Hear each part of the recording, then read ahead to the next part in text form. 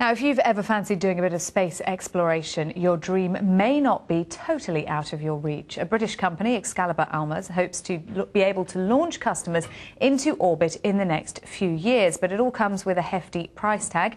Art Dula is the firm's founder and CEO. He's here now. It's a bold plan, not just into orbit, but to the moon.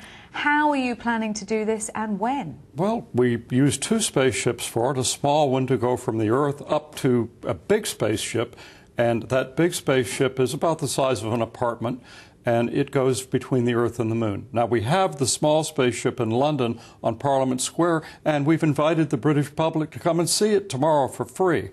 For free, so they can get inside the spaceship, they can come and have a look at it, but they might not all be able to afford to actually go to the Moon, mightn't they? How much is it going to cost? It's about £100 million for a lunar expedition.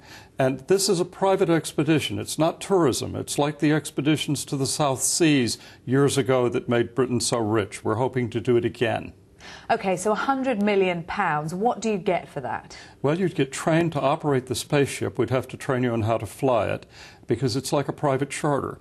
And then you'd have to take and tell us what experiments you wanted to take with you, because it's a bespoke expedition. OK, so somebody needs a lot of training. They're going to become an astronaut, effectively, and go to the Moon. How long would it take? Well, depending on which orbit you decided to use, it could take from 4 to about 8 months. It's really quite a long one, but you go out further than anyone's ever gone before, even the Apollo astronauts, and then come back by the Moon and fly by very low, and then come back to Earth. OK, you said you've got the small spacecraft. You've got second-hand Russian hardware. The capsules are 30 years old, though. People will be thinking, well, are they safe? Well, it is true that the shell is 30 years old, but nothing happens to the aluminum. We're replacing all of the computers and all of the internal equipment. OK, so you're saying it is safe. We've talked a lot about space tourism. You're saying this isn't tourism, this is a bespoke mission. What is it that makes you different to Virgin Galactic, for example? Well, Virgin Galactic is an amazing activity. It's going to take many, many people up to and into space, but they go into space for 7 minutes, not 7 months, and they only go 66 miles, and we're going to be going something over 300,000 miles. OK, so we're looking for somebody who's got £100 million to spare, who's got 7 or 8 months to spare. Is there a market for this? We think so. We had the Futron Corporation of Washington, D.C.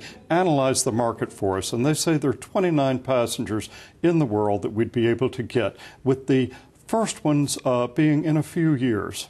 OK, in a few years. So what are we talking about, 2015? Well, once we form the expedition membership, we're looking at 24 to 30 months to launch the big station into orbit. Once that's tested, we'll launch the people to crew it and to go to the Moon.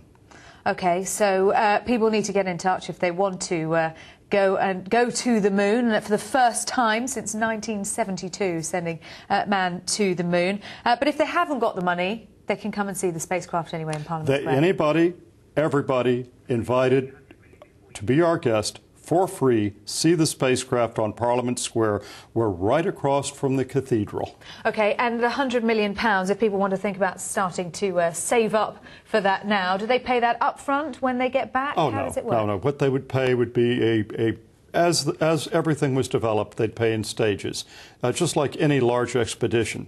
But it's not payment in front, no. OK. Art Dula, thank you very much indeed. Thank you.